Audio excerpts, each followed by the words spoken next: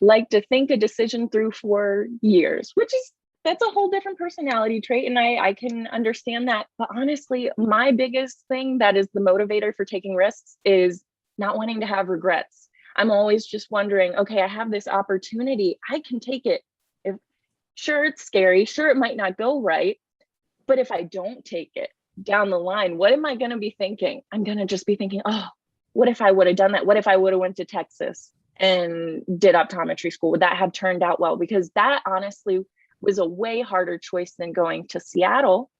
Seattle was kind of, I don't want to say an easy choice. I had to leave my family and kind of everything behind, but that was new and I was ready to make that move. When I left Seattle, I'm still in love with Seattle. I love Seattle and I'll probably return there. And so making that decision, okay, let me leave all of my friends and the life I've created here and the roots I've made.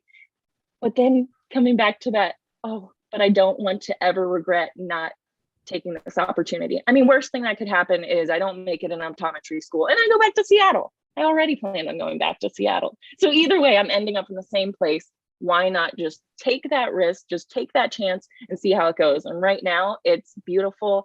I'm honestly, I'm generally decent at school, but this is like out of the park. It's all making sense. And I'm just so happy to be doing what I'm doing.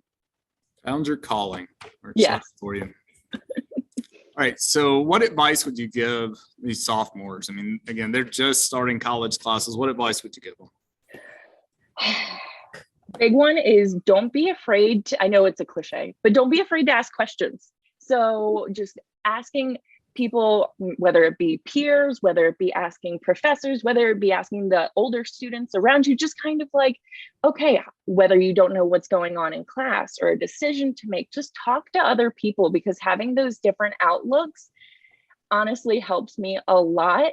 And I know I didn't do that much when I was in early college. I tried to be like, I'm very knowledgeable and I know everything and I don't need to ask anything to anyone. And had I done that, I might have gotten more engaged. I might have been more involved and things would have just been easier.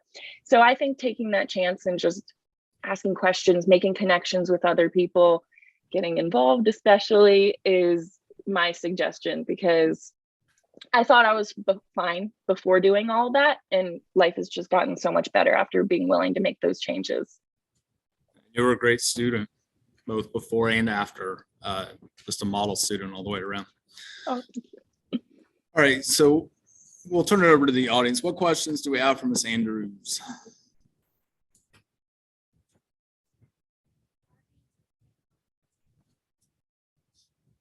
So why are you pursuing this optometry business? Oh my goodness. So when I became a vision therapist, I knew very little about optometry. I knew nothing about vision therapy. And if no one has heard about vision therapy, I'll plug that too. So vision therapy is the treatment of kind of neurological eye disorders. So you'll see eye turns or lazy eyes, as some people call it, or even learning disabilities. Some people, when they're reading, their eyes don't stay in place. So the words will move, things will double, things will blur.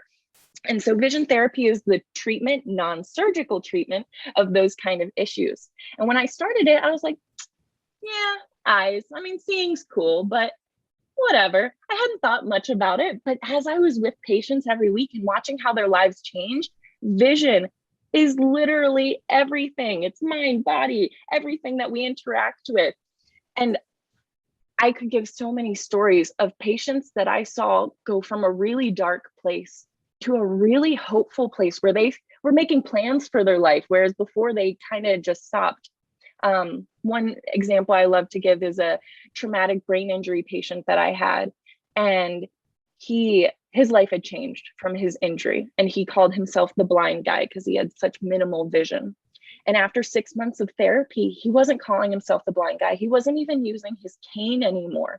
He could walk a line walk, whereas before he would fall into a wall just from normal walking. So he did so many things that he couldn't do before. And I remember one day he came in crying, saying, I helped my wife with dinner for the first time in 4 years. And that doesn't sound huge, but having that human in front of you and recognizing, wow, we did this together. Honestly, they do most of it because it's their body, it's their brain. I'm just giving them tips, but getting to see those changes in people was the most beautiful thing I think I've ever done in my life. And so I just want to keep on doing that.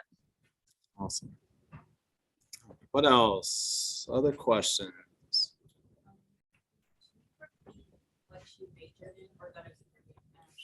Sure. What'd you major in at Coastal? Biochemistry.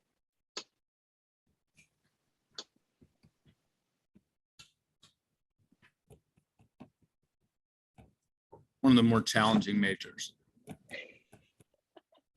I think it's fun. I thought it was pretty fun. Organic chemistry can be a little bit not awesome, but it's fun to be in the lab. All part of the process. Yeah.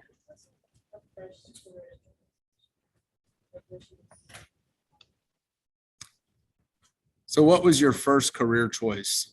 While you were going to Coastal, what were you thinking, like, all right, I'm going to go do this?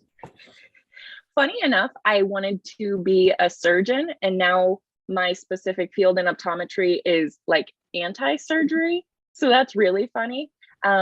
Yeah, I wanted to be a surgeon, specifically either heart or orthopedic surgery. And life definitely carried me quite an opposite direction from that. What else?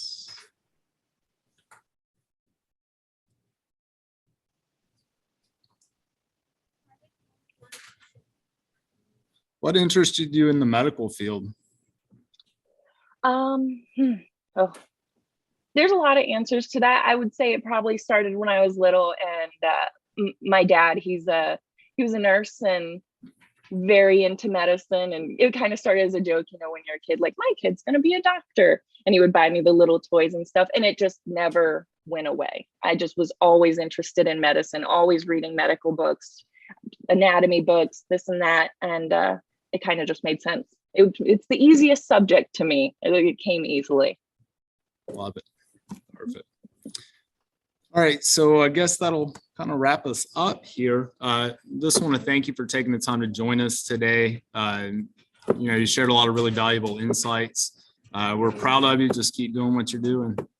Thank you so much. Thank you for letting me do this, and good luck to all the sophomores. Early college is an amazing place to be, and I wish I could be there and see how everything has changed. It looks awesome.